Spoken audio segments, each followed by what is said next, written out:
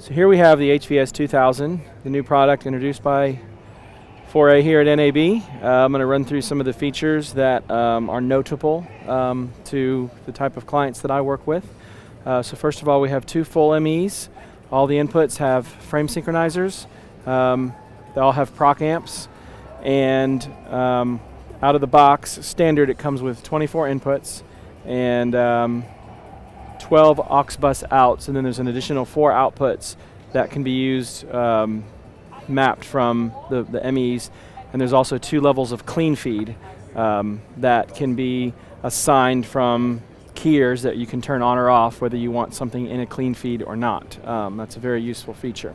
There are 4 keyers per ME, and there are 8 DVEs standard, and you can expand up to 12 so that every keyer can have a DVE. There are also 4 flexa keys that can be assigned over anything, including the aux buses. The aux buses dissolve, so if you can see this monitor down here, you can see that I'm dissolving, but one cool feature that they added here is a cut button. So if I don't always want to dissolve, I can actually cut through my sources. And it is not global, so when I switch to aux 2, that button is going to switch to however that was assigned, cut or mix. So in addition to the 2 MEs, we also have what are called Emmy Lights. And so when I change this, I can, and on this particular setup, I have Emmy Light 3 and 4 enabled. So if I select Emmy Light 3, now I've got a full program preview right there of an entire new ME. Now, there are no keys that come standard with that, so you would then need to assign flexa keys over the Emmy Lights in order to have keyers on those MEs. You can engage up to 6 of those, and the ideal way to use them is with additional panels. In a perfect scenario use, I would put a second panel and actually put a full ME here, an Emmy Light here. On the second panel, I would put a full ME here and another Emmy Light. That would be an ideal configuration. A third panel could potentially then have 2 more Emmy Lights. But honestly, in most applications, the mixing on the aux buses is usually fairly adequate. Now, one of the uses that I use with these DVEs and the ability to key over anything is being able to do a multi-screen setup. So if I recall this event here, you're going to see here that I'm assigning one source across 2 different aux buses. So you could have 2 monitors somewhere on a stage or whatever and make it look like one image is stretched across. Then I can use the other 2 keyers to actually key our lyrics if we have lyrics to songs. And then over here on the side screens, if that's what that's being used for, or your program feed, you can take the same lyric source and shift it down to the lower third. Each keyer also can add a drop shadow, which is nice when you're not doing an alpha channel out of your character generator. You can add that drop shadow, but the desk does do a key and a fill as well on every keyer. So you can totally do alpha channel if you need to. One of my favorite things about this is that the events also transition. You can set transitions between events. It's almost like building keyframes. So if I go to another page here, I can recall, let me see here. There we go. I can recall this. This is 5 boxes. I'm using 6 DVEs here. 5 of them are creating the boxes, and 1 of them is creating this tilt back, this 2.5 DVE look. And then the transitions, I can actually click between here and decide which one I want to bring full. And this is super easy to create because it's just building snapshots, and then you're putting transitions between the snapshots. Another use for that is, remember the show Brady Bunch? I can do a live Brady Bunch just by clicking through all these keyframes. And I can easily then get back to where I was. Another notable feature is the multi-view layouts. They added quite a few more multi-view type displays. Let me show you a few of them here. I can click through here and you can see the different layouts, everything from a 2-split all the way to a 16-split. But what I really like about this is that I can recall multi-view layouts on events. So if I go and recall back to these events, it's recalling multi-view layouts, including your namings and your layouts that you have chosen, which is very useful when you're doing events with different segments, because you might want to have different multi-view layouts for different segments, and might have different camera operators and want to change their names or whatever. So another thing is with the macros, there are 100 macros on board, and so I can put macros assigned right up here. So like here's another event that I created. You can see where we've got 2-box, 4-box, and then I can make it grow to whichever one I want, back to a 4-box, up to a 3-box, back to a 2-box. And they're labeled right here in front of you, so the TD can easily see what he's punching and doesn't have to guess, and then easily get back to where he's displaying his regular sources. It also has 3 levels of shifting, which allows you to access more inputs. The desk is expandable up to 48 inputs, and so if you have that many on there and you've only got 24 buttons, you can access those other cross points by doing shift. It will do a hold or a toggle. I've currently got it set on a toggle, and the reason I've done that is there are situations in shows where you want this Emmy bus to have a different set of buttons at certain times, and so I can shift that, and now I've got a whole different set of cross points and sources available up on this Emmy than I have here. The macros do the same thing. When I go to macro bus, I can shift those and toggle those as well. Another thing that is incredibly useful when you're doing a multiple, like a dual cut, if you're doing a web stream and a live feed, one of my favorite features here is to enable what is called bus linking.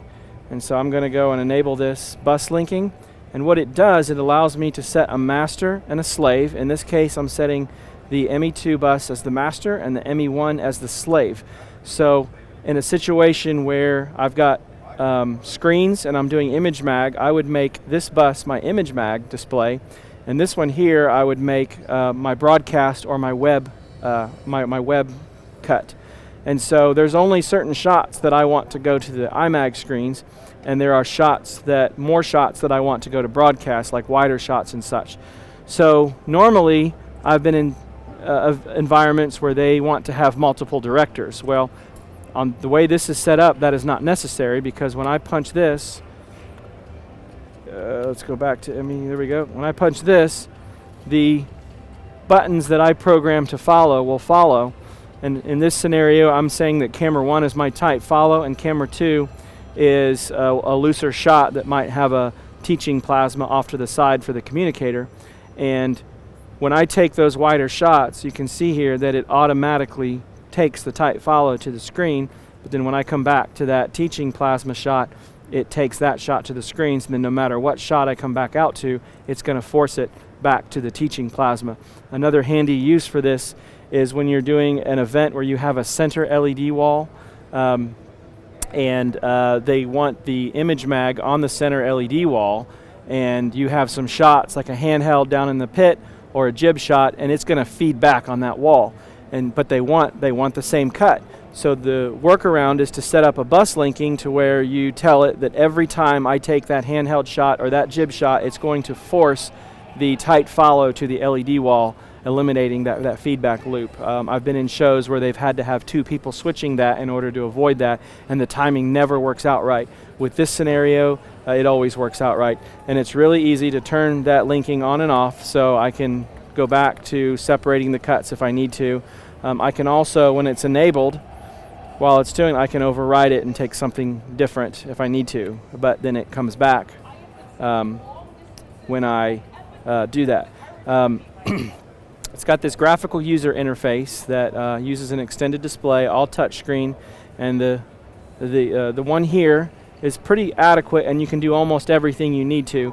But this one basically is an extended display that adds a lot more features as far as like laying out your multi-view, naming all of your inputs. You can set up functions on your keys, such as you can do a copy and paste on your keys or a swapping, which is very useful. When I built that picture-in-picture with 4 different boxes, it didn't take long because all I had to do was copy and paste the settings and then move the joystick around to place the other windows where I wanted them. The keyers, to get back to keyers, also have something that is called sub-effects. So let me go back to this main event here and show you a few of the options. It's very intuitive. If I double tap a keyer, it's going to bring this graphical user interface right where I want to be. So I want to adjust this key 4 that is on line right now. I'm going to show you a few of the sub effects that are built in. One here is a monocolor. So as you can see, my program here just went black and white, and I could easily turn that on or off just by having that assigned to a key. So I can turn my entire line cut black and white. So there's that. It is a monocolor, so I can also change the tint if I wanted to sit here and find a sepia tone, which is right there. That looks pretty good. All right, I'm going to turn that back off. Then I'm going to go to this other page here that has a defocus. I can take the whole thing out of focus. That's very useful, especially in things like sports where you want to take a wide shot and be able to put your stats and graphics over that, because the camera operator cannot really take a wide shot out of focus unless they go into their macro lens, and so you can actually do that on the switcher. There's other uses for that in houses of worship and things like that. It's also got a strobe section, which right now I'm in a mode called film, which is a 24p 3.2 pull down simulator. So all of my footage here is in a 60 frame interlaced format at 1080i, and so when I engage this strobe, it makes it look like I'm in 24 frames shooting film. This is a very requested feature that I get from a lot of my entertainment clients, wanting the screens to look like film, but I still want to record it 60 frame because I would rather process that in post if they want that look later. But this is a great way to put that on the screen, and because it's using a keyer, you can record the clean feed and still get the clean look. Another option here is they've got a film B, which actually adds some coloring, some color correction to the strobing, and then it has just regular strobe where I can make it really, really choppy if I'm doing some sort of a dream sequence or some hip hop or something that requires some look like that. There's also some other effects in here, and you know, honestly, in my world, I would probably never use them, but they're here. Here's a mosaic. That's the negative, but it's here. So that's sub effects. It also has 4 channels of color correction that go deeper than the proc amps that are built into each input. The color correctors allow you to do RGB and gamma, and it just takes it to a deeper level. There's 1 per Emmy, and it can be assigned either to the entire bus, it can be assigned to a keyer. So if I wanted to add some coloring effects just when I pulled that key in, I could do that, like crushing my blacks or blowing out the whites when I did a black and white effect, which is very common to do. And then you can also assign it to a specific input. There's 4 channels of that. The aux outputs also have a proc amp, which is incredibly useful if you're doing a situation where you have monitors on stage and the lighting is all at 3200 degrees, and you're able to now color correct your outputs and warm up that monitor so it looks good on camera. Let me show you an event here that just shows off all 12 DVEs on this monitor up here. We're seeing 12 DVEs. We're seeing a couple channels using 3D DVE. There's a combination of 2.5 and 3D, as you see that page curl up there. And As you can see, all 12 keyers are lit up here, and they're all these 4 are now assigned to ME2. Now when I go back to my default event, those keyers just got reassigned back to where I was using them originally. So it's a very intuitive desk, very easy to learn, and it can pretty much do everything you can think of. There's probably a lot more that I could show you, but those are the main features that, that I have found useful. So that's my demonstration of this new product. There's more to come, and thanks for watching.